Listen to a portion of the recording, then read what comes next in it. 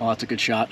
Oh, that's a good shot. That's a good shot. See, you should have filmed that one. Dude, you go on camera and you start hitting balls, man. It's a little secret weapon, actually. Camera goes on and I start doing better and my guest starts doing worse. Hit it. Clean living. We're both over here, so definitely not in the water. I hope, but I can't tell if that's the top of this peninsula or not.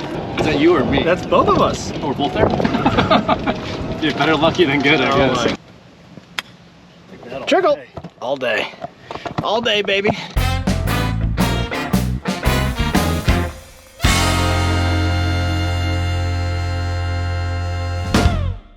Alright, we're live. I'll just let it run for a little while. Want to give your intro? Yeah, Connor Mitchell, Managing Director at Cascadia Capital, living down here in Austin, focusing in on business services. So really kind of the white collar side of the business services world, defining my practice as professional, technical, and engineering service. But really, specialty consulting, human capital management, engineering services, just trying to where, spending most of my time right now and finding spots in the market that, where deal flow is still really strong and, not really impacted as much by a lot of this tariff noise that we're seeing. Cascadia, it's an interesting time, man. I joined about 9 months ago, and even since I joined, the firm has really grown pretty massively. I think 8 or 9 new managing directors since I joined. Oh, wow. But if you look back, call it to 2 years ago, we've grown probably twice in size. We're up to about 22 managing directors across our industry M&A verticals. We have product group in capital markets doing non-control and debt raising. So really what we've built is what we think is a true kind of middle market diversified boutique that our goal is to compete with the Hoolahans, the Blairs, the Lincolns, Lazards of the world. And it's working. We're seeing those guys in pitches and we're getting our at-bats there. And our CEO had a vision for the business when he took on minority equity from Atlas Merchant Partners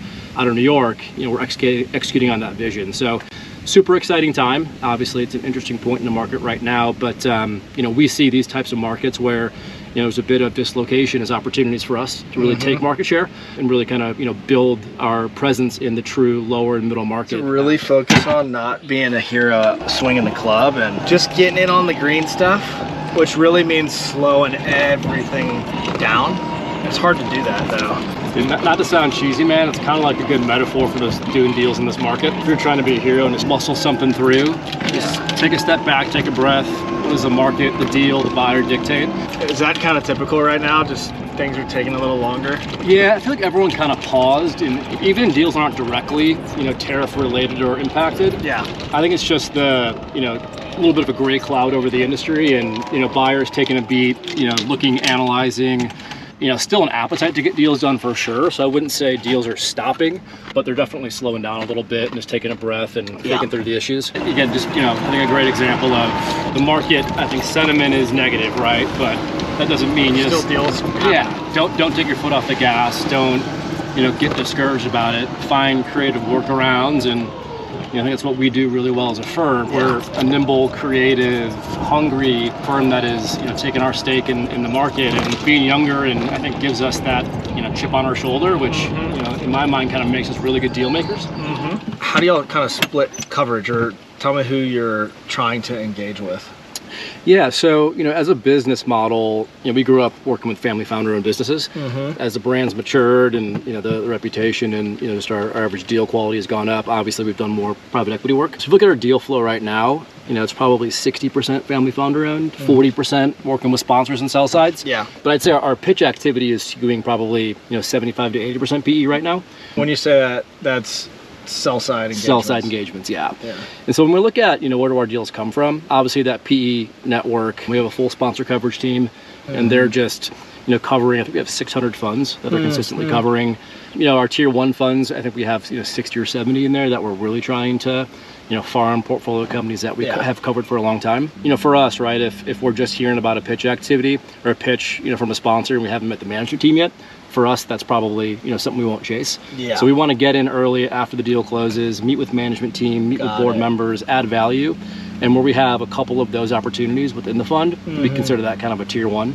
You know, on the family founder-owned side, we have an internal group called Investment Banking Services, and their job is to really just manage all the referral networks. So Morgan Stanley's our biggest, coming out of their high net worth wealth management. Got it, yeah. A lot from there, lawyers, other wealth management firms, accounting firms. They do a great job of, you know, farming that system for family founder-owned businesses. Right. I think the family founder-owned deal flow is good currency for us. For sure. Because sponsors love that, right? Well, yeah, it's just they've never gone through transaction, exactly. most likely. Yeah, and the first time in there, and then for us, right, we're at the sweet spot in the size range where we can sell a $10 million EBITDA family-owned business to private equity company X.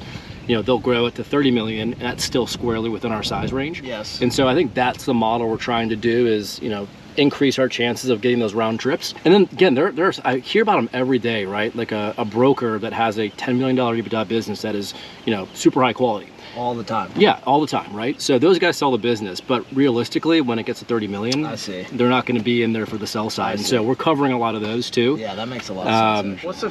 What's your favorite part of your role? Do you like the sourcing? Is it the, you know, actual like first engagement? Yeah, you know, again, I think the best part is the beginning and the end of the deal. So the beginning, right, when you're just meeting a prospect, it's kind of the closest thing to sports, right? It's a competitive situation. You know, you're trying to not just credential yourself, which is kind of table stakes, but you know, I find more and more it's the personal connection. Who do you get along with? You know, who do you want to spend a 6 to 8 month pretty stressful process with? Who can you have those tough conversations with and have that, you know, cultural alignment, right? And kind of establishing that rapport early on before you get signed up. Yeah. I really enjoy that because it's all about human connection and it's beyond just, hey, what's your recent tombstones? And then, you know, again, getting to market is always great, right? It's, you know, to me, that's my marketing, right? Yeah. Being and speaking with 50 to 60 buyers on something. They see how we run a process. That's just great for building a brand in the market. Yeah. Deals, sorry to pause you. That's with buyers. Buyers, you're going out and like engaging your client with potential buyers. Yeah. And like shopping them around. Again, right? If I'm trying to get business from private equity, my best way to market to them is for them to see deals from me, how I run a transaction, how it's, you know, a tailored approach, how we're not just blasting out teasers and stuff like that. Sense. And so I think that's a really important part as a younger MD is building your brand and how you do a deal. So I really take a lot of, I think, pride and emphasis in that. And then towards the end, deal fatigue happens in every single deal. That's where the softer side of being an MD comes in, right? You get through the process, you find the right buyer, you get the valuation, all the more technical stuff, but managing the psychological aspect, you know, the stresses of the buyers and the sellers, making sure that, you know, a tough day doesn't derail a process and keeping the eyes on the prize and just managing the softer sides of things. That's what I think makes a good MD from a great MD, right? Is being able to do that and keep things on the rails. And I really enjoy that. It's fun. It's stressful, but I think it's a way to differentiate yourself in an industry where I'm competing against guys that are sometimes, you know, 20 years my senior with 20 years of more deal flow. And if I can, you know, find ways to differentiate and add value that gets into the market as Connor's a guy that gets deals done, you know, to me, I like those opportunities throughout the process. How'd you find your way into the banking space? So Miami, Ohio for college. There weren't too many investment banks back then recruiting from there. So I was kind of going down the banking and consulting route. So BGL, you know, Cleveland-based, had a lot of a few good Miami alums that, you know, started recruiting from there. So really got my foot in that way. You know, banking sounds like a sexy career. You see all the movies and everything, and were you finance major? Or like finance and econ. And so yeah, it just seemed like a natural fit. Seemed like an exciting industry. You know, when you're younger, right, you're kind of motivated by money and earning potential, and that was kind of something that was pretty exciting. Then you get into it. Granted, this is June of 2008. So pretty quickly, I got a quick gut punch when the market just completely tanked, and you know my analyst class was cut, at 80 or 90%. Oh wow! Yeah. So were you in Cleveland? I was in Cleveland. Yeah. You're here. I think I went further. So yeah. So you know, half our class was let go. September of 08, December of 08, the rest, and. So, you know, kind of young, right? You're out of college, you have some hubris, and you're like, hey, I'm getting investment banking, it's going to be great. Next thing you know, you're unemployed. So, you know, and then one of, I mean, hundreds of extremely talented men and women trying to fight for, you know, all these jobs. Yeah, it's crazy. So made my way back to Chicago, you know, landed with the firm called Livingstone Partners, ex-BGL partners that started their own shop, which was great. I was doing more capital market stuff there. This was kind of the period when, you know, the BDCs were really coming into, you know, popularity, and a lot of these distressed commercial credits were trading to, you know, non-bank BDC type lenders. My partner at the time, Tom Mills, and I doing a lot of that stuff together. He was probably 31, I was 26, and we started looking, we want to kind of do our own thing a little bit. Yeah. Interviewed with a couple of LA-based boutiques that were trying to open Chicago locations, and ended up with Focal Point. So that was an amazing opportunity. At the time, they had 10 total employees. Tom and I were 11 and 12, I think. Only 2 in Chicago. So great opportunity to build something, but also be a part of a growing brand. Yeah. Our first office, we had some friends at Greenberg Trarg, and they gave us a corner office in one of their empty floors, and nice. No Wi-Fi. We were using our personal hotspots, taking phone calls from the street because we had no service. Just totally bootstrapping it. Though the firm grew to about 90, our founders decided to sell the business to B. Riley at the beginning of 2022, I believe. And at that point, I think I wanted to try something a little bit different. Made a move to Solomon Partners. Great opportunity, upper middle market, more sponsor focused. Great 2 years there in the business services team out of Chicago. But really, kind of missed the lower side of the middle market. We're working with family founders. Sure. Was kind of the core, and then also doing the private equity work. And so this is a great fit to get back to, I think, where my roots were as a banker and where I started as an MD, and that lower middle market, family founder owned. With Cascadia. With Cascadia, yeah. As a younger MD, it's tough to focus solely on the sponsor sell side stuff. It is so competitive, and so I think in an environment like Cascadia, I think it's easier to build your brand and build your book and revenue base. Kind of a twisty, turny, weaving way through the industry, but through some starts and stops, I think Cascadia is definitely a good home and hopefully a long-term home. Market's different now than whenever you started.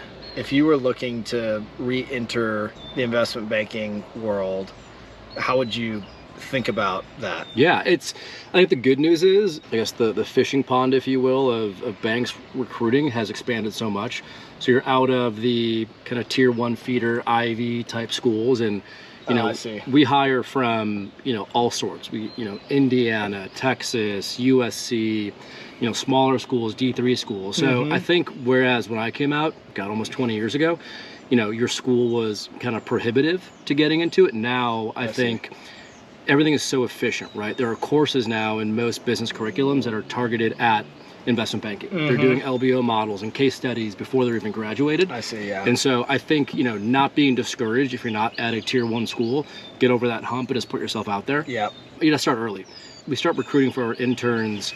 We're recruiting now for our 2026 class. Oh, wow. And some of those are juniors that are going to be juniors, so sophomores now. Wow. So you have to start early. I think getting your name out there, getting into these structured and formal recruitment processes, having your resume in the portals, things along that nature, is great. Use your network. Don't be too proud to ask for a favor. Right. I'm sure somebody, your parents know somebody, or whoever it might be that has an in somewhere. And whether or not they're going to get you a job, probably not, but they can prepare you, learn how to speak the language a little bit. I was talking to a buddy of mine recently on that. I think people underestimate the willingness for somebody to take a call with you, not from a give me a job perspective, but like, I'm interested in the industry. Can you even introduce me to someone else that would be good?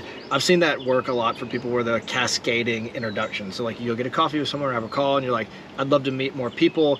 And then they're gladly introducing you to their friends. And then all of a sudden you're like splintering into like a bunch of different conversations that otherwise you'd have no access to. Yeah, you have to cast a wide web, right? Or wide net, because it is so competitive. So yeah, I think that's the initial thing, right? Cast a wide net, uncover every stone, don't be afraid to make a call, send an email. Once you do get into these more formalized processes, the people that I think do the best, or that we really like to see, is I'll get an email from an incoming intern who is interviewing right now for our process. Hey, let me pick your brain about Cascadia. I'll get an email, hey, I saw you guys did this deal, you did this deal. Yeah. It's an industry that, I'm interested in. Can we talk about that? Yeah. So differentiating that way. And then don't be discouraged, right? It's so competitive, so you're going to hear a lot of no's. And it's those that can, hear the no, move on to the next one and keep moving that are successful. If you get caught up on every setback, it's going to be a tough role for the rest of your career. So getting into it, that's that part. And then I think once you're into the ecosystem in the firm, I always tell our junior folks, don't be afraid to make mistakes and don't be afraid to ask questions. I think when you push yourself, if I have an analyst that says, hey, I would like a crack at talking about these buyers in the pitch, right? Now, we're never going to put you in a position that, you're going to flounder and it's going to make us look bad or impact the deal. Yeah. But we like to put people in situations that are kind of punching above their weight class a little bit. Picking up more responsibilities or just like taking on a task that's like a little above the role. Because that's how you learn. I remember vividly as my first year at Livingstone, and one of the founding partners there, David Selaski, we were in a pitch, and I was prepared to talk about the model like an analyst would do. And so he's like, yeah, why don't you give them the update on the firm? And I was not prepared for that, and so I stumbled through it. It was awful. I mean, I was mortified. And was that strategic on him? It was, for sure, because I think he saw something in me that I could grow into that type of a role. And so the client left, and we're sitting in there and kind of doing a postmortem. He looked at me, he goes, how did that feel? I go, it was, sorry, I can't swear on this thing, it was awful. And he's like, you never want to feel that way again, do you? I'm like, nope. He's like, so you're gonna be prepared at every step to talk about whatever is in this deck? I go, absolutely. And they said to me, he's like, we'll always put you up on that surfboard, but we'll never let you drown. And that stuck with me for 16 years now. And so I try to instill that and bring that to my deal teams as well, and empowering very, very smart people, right?